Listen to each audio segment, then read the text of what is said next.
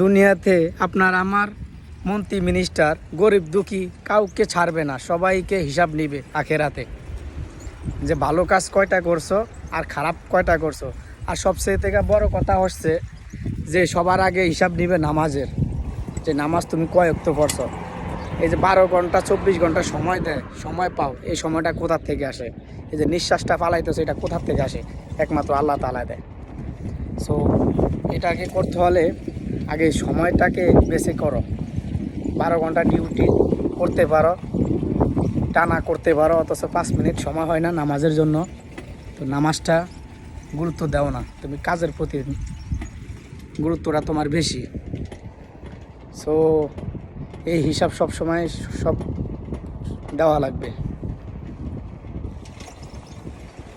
মুসলমান আমরা নামের মুসলমান, কামের মুসলমান হতে পারি না এখন পর্যন্ত।